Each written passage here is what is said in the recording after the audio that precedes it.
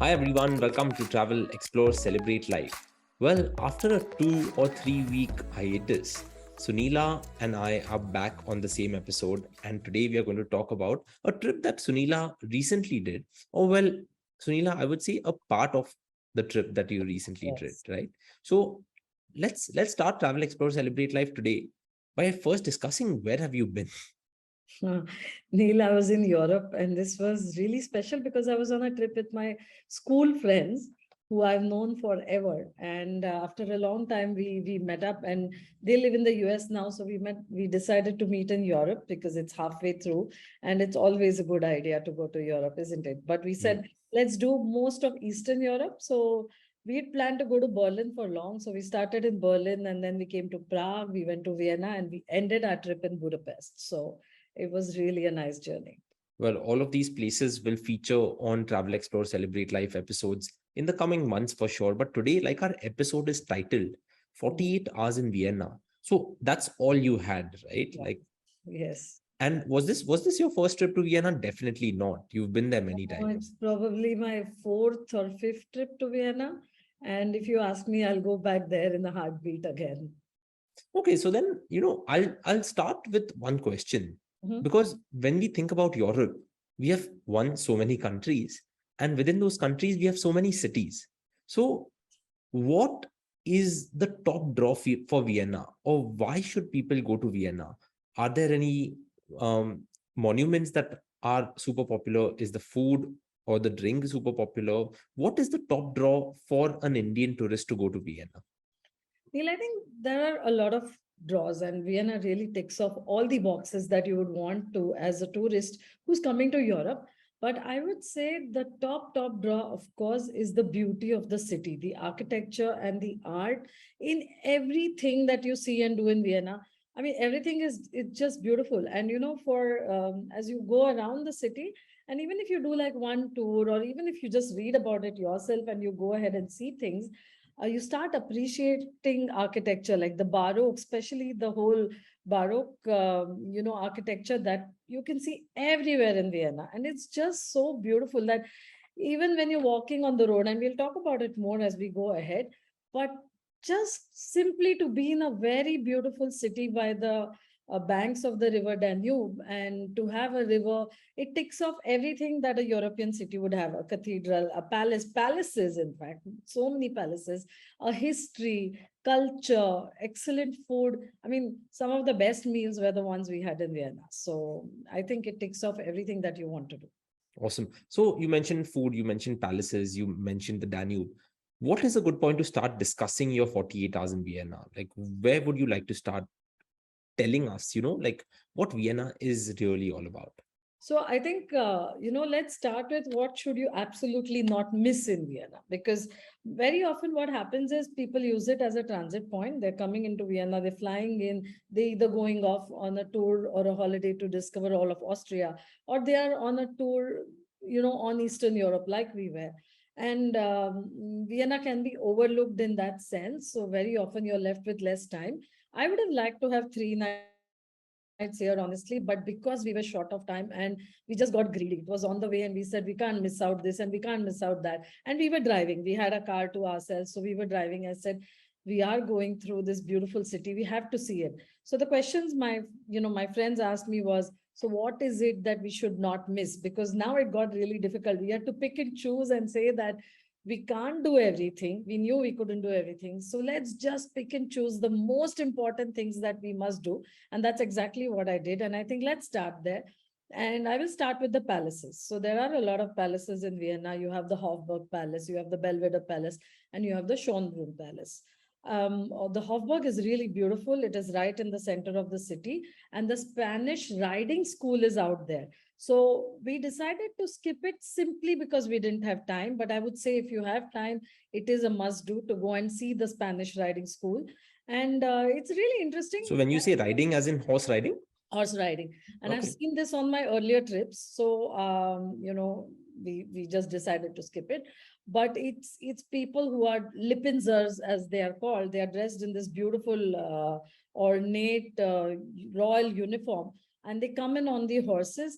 And the horses, it's like this big show. So The horse riding school itself is in a very baroque looking room and theater, and that's part of the Hofburg Palace.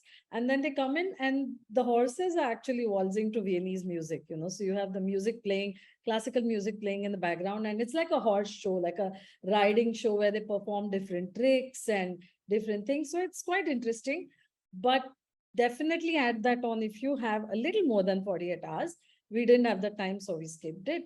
The second palace, I'll talk of all the palaces we skipped, and I'll come Yeah, to the yeah, go one that for it. we Go for saw, it. saw Yes. first. The next one is the Belvedere Palace Museum. Again, I had seen it on my earlier trips, so we said we'll skip this again. A very beautiful palace, and the reason, the top reason to go there is its museum, and that is a home to Gustav Klimt's famous painting called The Kiss.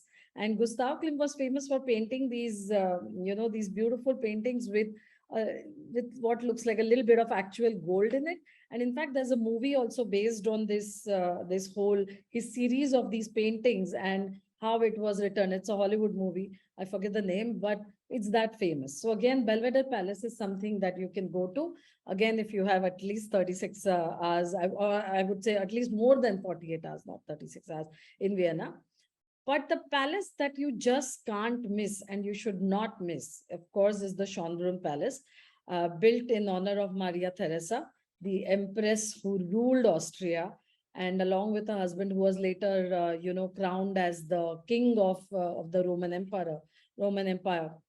And Maria Theresa was amazing, and you can see her vision and her life in this palace. And the Schönbrunn is amazing. It has more than 22 rooms that you go to. We booked the classic ticket, so the classic ticket gives you access to the palace, of course, and the gardens, and it has an audio guide. So it was really quite simple because we wanted to be free and flexible, you know, Neil. Like there are guided tours, you have to reach there at a certain time, make sure you're there, and then the guide will take you around the palace as well. But we chose to keep it free and easy because we weren't sure exactly when we would reach, whether we had enough time. And then it was really quite simple. We had the audio guide. Um, and here I must say something which happened even to us. So everyone else out there should remember to recheck everything that you receive. Somehow our tickets got booked for 1 day prior. So when we reached Schönbrunn Palace and it didn't go through, it was all electronic. You don't need printed tickets. So we had it on the phone and I tried to scan it and he said, look, your ticket was for yesterday. And did you not see that? And I said, I have no clue of how it happened, but probably because we were booking so many things and we thought we missed it or we would have to buy the tickets again. But we were extra nice to the guard out there. And then he kind of managed to change the date on our tickets to the day that we wanted and we got through. But just a word of caution, everyone, really recheck everything that you have booked and all the tickets that you have before you get to any place. And a lot of things can be Yeah, sorted. that can be such a bummer, right? Had that those tickets not been changed and you would have had to pay again for those tickets, you would have loved seeing the palace. You would have loved seeing all of the surroundings. But that thought would have just kept playing on in your mind that, oh, like, how could Yeah. I make such a mistake? I know, Neil, and we felt it really hurt me at that time, but well, it was done. But luckily, we managed to see it. So, what do you see in the Schönbrunn? You see 22 different state rooms. I mean, you look at the palace, you walk in, it's so huge. You think that will one day even be enough to see the entire palace, but you don't have to see the entire palace. In fact, they've not opened out all the rooms. You know, the rooms that are open are about 22 rooms, and it gives you a glimpse into their lives. Of course, it's beautiful. And one thing noteworthy was what they call the Great Gallery. It's beautiful and everything is gilded in gold. And here is where they introduce you to Rococo architecture. So, you know, like those wedding cakes that are made, that is kind of an example of an Rococo architecture. And this is where you see that. You move ahead. I think one of my favorite rooms was what was known as the Mirror Hall because of the story that goes with it. And it is said that a very young Mozart, when he was just 6 years old, he played his music here for the Empress Maria Theresa. And after she really liked his music, he jumped onto her lap and he actually covered her face with kisses and she kissed him back as a little child. So it was quite interesting to even imagine Mozart playing out there. And of course, the other main empress that you see in the palace or the stories you hear are about Elizabeth, Empress Elizabeth, wife of Franz Joseph. And she and her beauty is world renowned. She is favoritely known as Sissy. And you keep talking of Sissy throughout the palace as you go. You actually even see Napoleon's room because he also kind of overtook Vienna for 2 years. And then he lived in Schönbrunn too. So you have one room that is of Napoleon. And then there we went to another room that was decorated with a lot of Indian miniature paintings that had been brought over from India and are on full display. And of course, you have to finish with the gardens because the gardens are simply stunning. So it's really the one thing you should just not miss in Vienna has to be the Schönbrunn I Palace. have one question for you. Well, I'm assuming this is a lot of walking, right? Yes. So, when we're traveling, Mhm. one can either wear sports shoes or one can wear dressy footwear. Yes. And sports shoes aren't the best in photos, or sneakers don't come out the best in photos.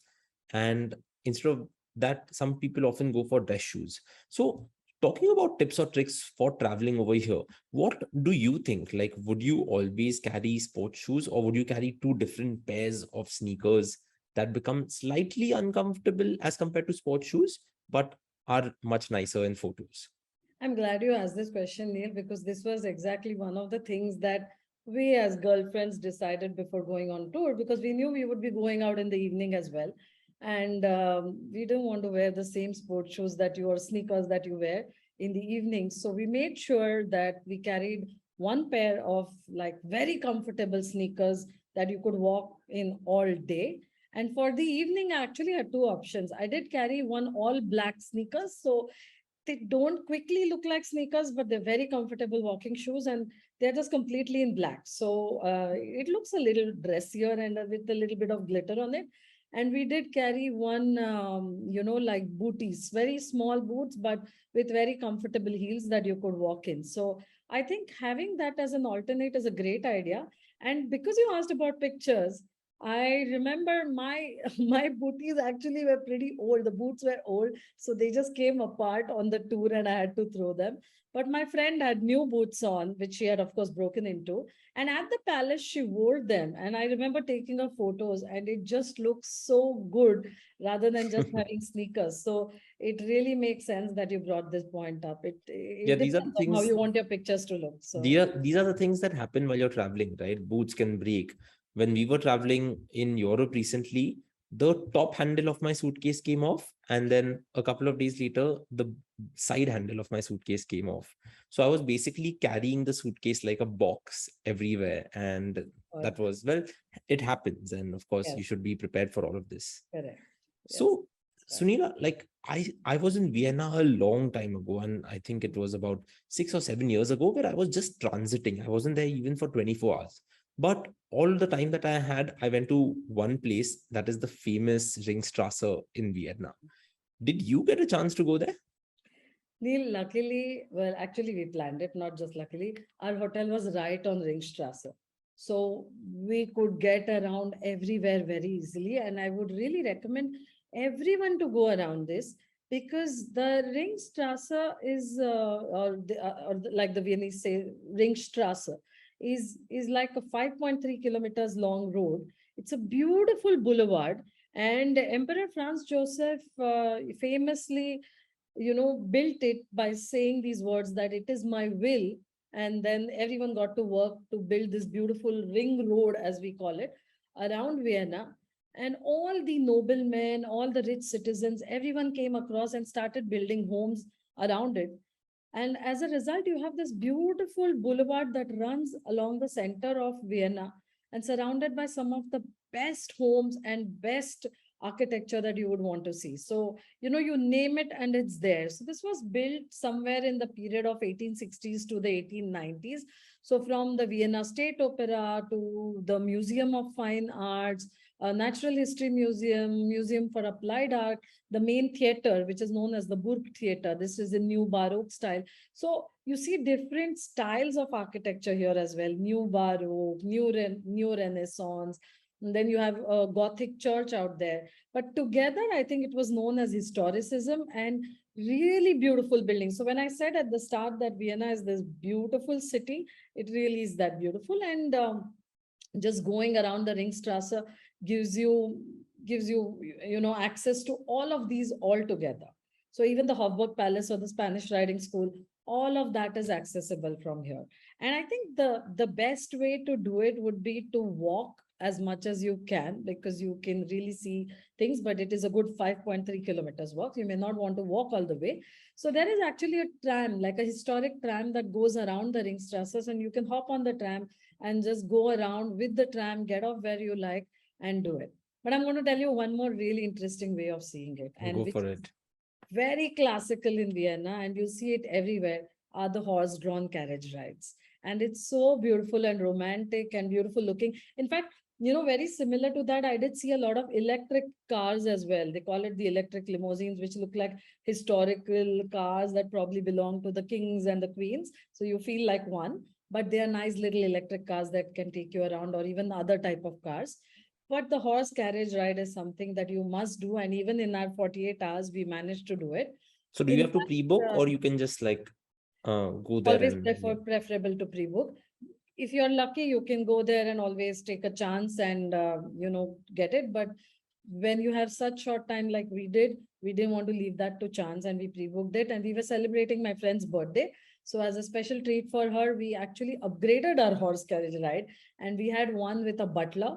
So he was serving champagne and, sandwiches, and also little desserts that Vienna is famous for. All the famous sweets and the patisseries and the pastries and everything was laid out for us. So in that 1 hour when we were going through, it was definitely a memorable ride. A rather fancy horse carriage ride Yes, is what I would say.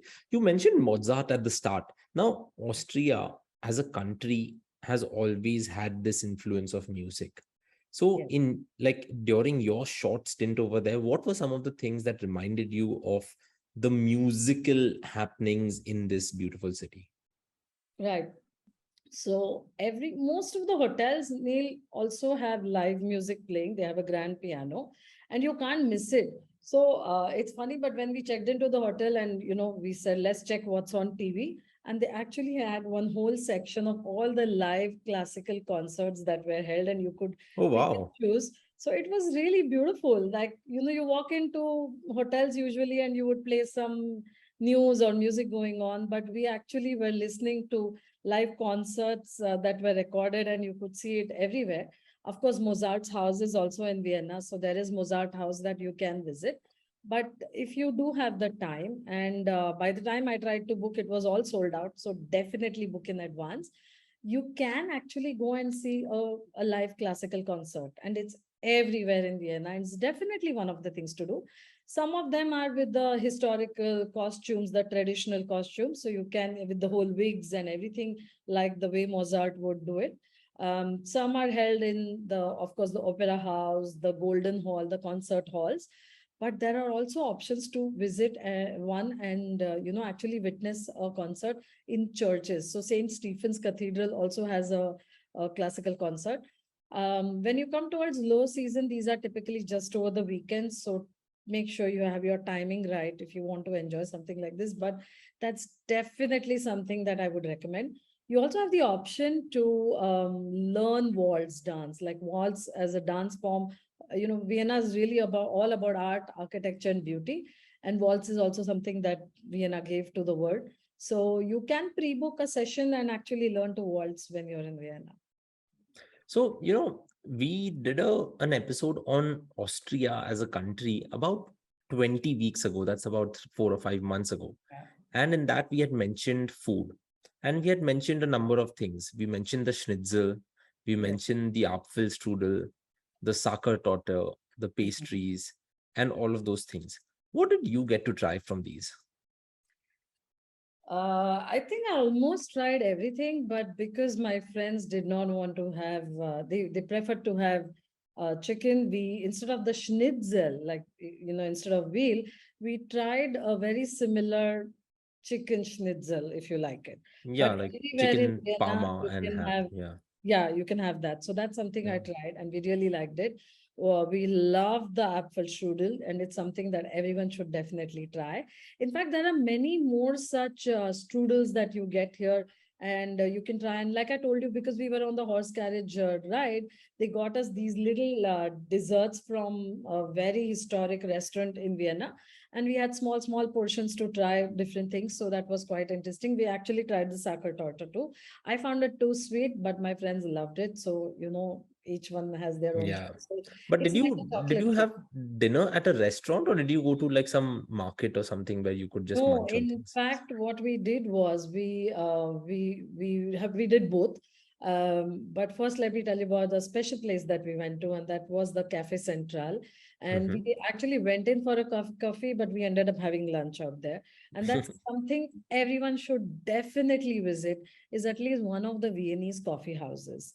Because the Landman is one that is really popular with the locals and tourists, and then Cafe Central is the other one that is also quite popular. In fact, there are many. So depending on where you're staying, the hotel can usually suggest a list of the coffee houses that are in the area.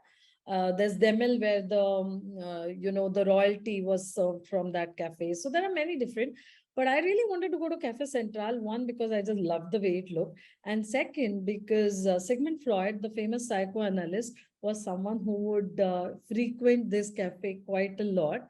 And Mm. along with poets like Pohler, Zweig, and Altenburg, and architect Luz, they all walked into the cafe. And after that, they kind of started meeting there every day. And for me, just the history itself was quite stunning, that, these people would come here, sit, have coffee, cake, cigar, and some of the greatest poets, philosophers, storytellers, you name it. In fact, there's a statue of Altenburg right there when you walk in, and it says that he would come in here every day. So that's something you must do. And I really loved it, because there was a person playing the piano there when we walked in. So there's live music going on, and you have a choice of food, all kinds of different dishes, you name it, and it's there. Or just to have a cafe and a cake if you want to. And Mm-hmm. on the topic of coffee, I want to say that when you're in Vienna, you must ditch the cappuccino and go for something called the melange. So The melange. a melange.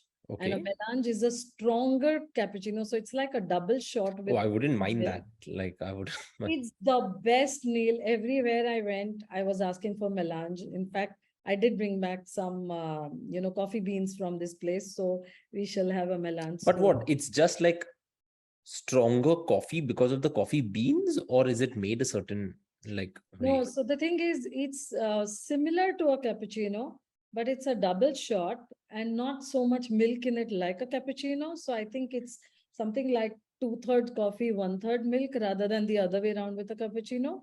And Mm-hmm. also, Vienna really takes roasting coffee very seriously. So each cafe house will roast their own coffee beans and make sure that it's Yeah. perfectly roasted, because I think that's where the flavor of a coffee really comes from, right?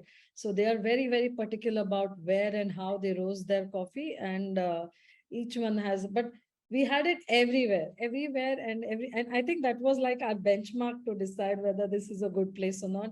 But every place we went, the melange was amazing. And then, of course, they have options where they can have some kind of a liquor added to it. You can add all kinds of different liquors to your coffee and try it. But I really like the plain melange the best, and I could go back to Vienna just for coffee. Yeah. So, now Yeah. we are setting into the winters of Europe, right? And of late, Europe in the winters has become very popular with the Indian traveler. Everyone seems to be wanting to go there just to enjoy the cold. Some want to go there, learn skiing, snowboarding. Some want to go there for the night markets. And in my research, I've learned that Vienna is one of the places in Europe that is like, if you were to make a list of top 10 night markets or top 10 Christmas markets, it would be Vienna. What are your thoughts on that? Yes, Neil, definitely. And in fact, before we come to the night markets, you mentioned market, and you also mentioned a food market. So I just want to talk very quickly about that.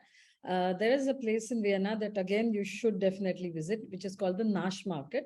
And this is an open air market. So all kinds of different types of food. So, for someone who doesn't gets bored of maybe continental food all the time, or just Yeah, wants to like me. have that, yeah, you can't have it all the time, can you? So, or just wants an option to taste different things, or there are, like, say, a group of friends, you want to have a great time, but each one wants to have something different. The Nash Market is a great option because it's open air. There are lots of small different stalls, and it's really a very buzzing and lively place. So definitely that should be on everyone's list when they go to Vienna. Coming to Christmas markets, there are lots and lots of Christmas markets in Vienna, and they're Hmm. all very popular. Definitely one of the ones I would recommend are the ones that are held in the city center and the Schönbrunn Palace, because the Okay. Schönbrunn Palace has this amazingly huge grounds even when you come in. So I can only imagine how pretty it must be. And with different things that you can do at the Christmas markets, it's a very, because things get dark faster and then the lights come on, it all becomes like this magical fairy tale place. And just imagine it on the background of the palace. That would look so amazing. You can do really different things here. So there are gingerbread cookies, there are cakes, and also you can have mulled wine. So again, that is something I would recommend for everyone to try. And that little hint of cinnamon in the wine, and it's hot and warm. So that really helps you, and it's really a lot of fun. So that's one thing. We are getting into winter. The other thing that would come up in Vienna, say, I think they have their calendar every year. It's not been held for 2 years, but which is the Viennese ball season. And you see it on TV with people with their ornate and those beautiful costumes, and they actually have very serious ball seasons out there.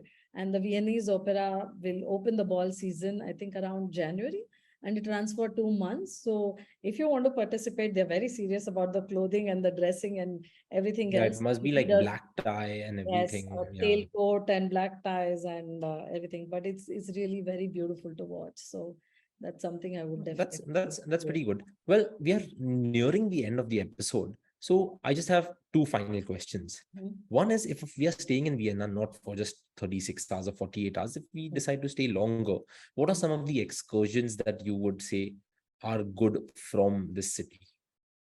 Neil, Vienna is known for its wine, or the area around Vienna is really known for its wine. So, definitely, I would say get into one of the wine regions and have a nice day trip to go in and see that. The Melk Abbey is a very beautiful abbey, which is about an hour and a half out of Vienna.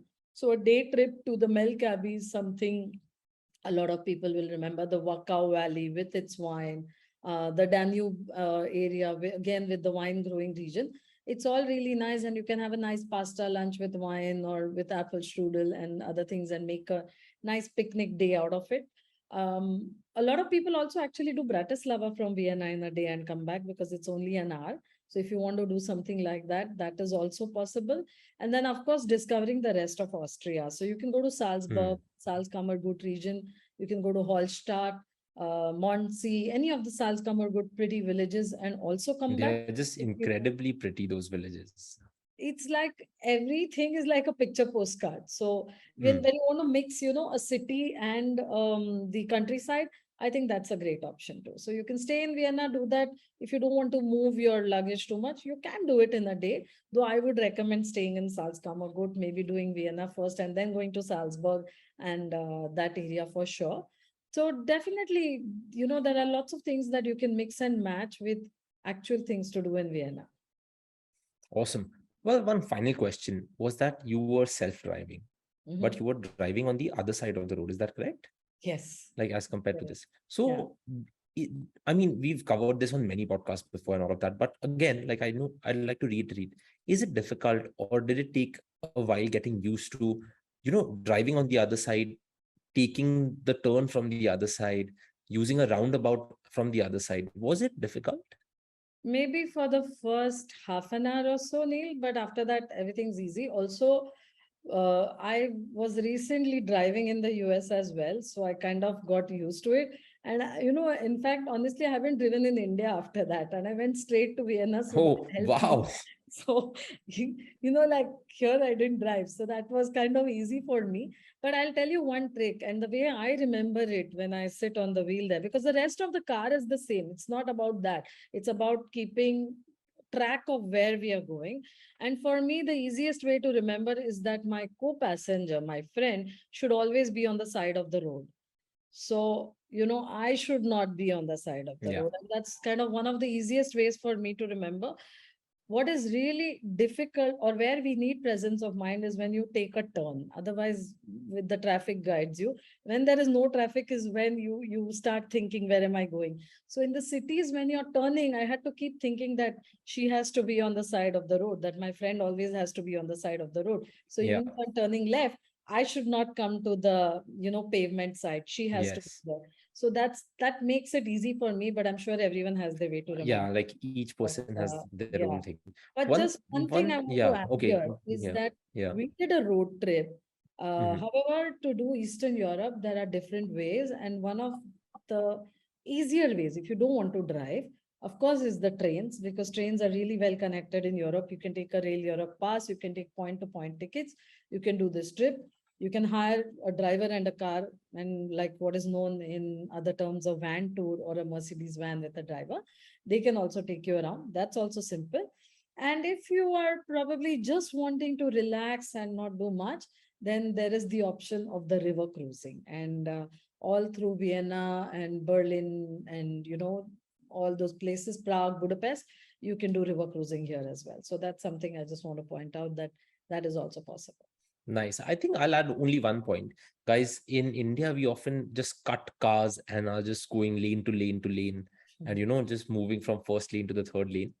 Try not to do that. Well, don't even do that in India, but I'll say don't do that in Europe either, because all of the cars are going super fast, and just one mistake from you or the car that's next to you can be very devastating. But Sunila, over the course of this episode, you've told us how you packed all of this in within 48 hours like in Vienna, which is pretty good, I would say. And yeah, like it's pretty good. So the next time we'll of course take one of the cities that you've done. But what do you think? You also were in Hampi like Mhm. a week before you left for Europe. So let's come back to Incredible India. We've I done an did. episode on Hampi in the past, but I think it's time to revisit it. Yes, definitely. And we can talk of how to visit Hampi and what to do there, of course, and why you should go there. So yeah, let's do Hampi. I think that'll be great. Awesome. Thank you so much, listeners and viewers, for tuning in to Travel Explore Celebrate Life. We'll come back to you next week with Hampi. Have a great one and have a super weekend ahead. Bye bye. Bye.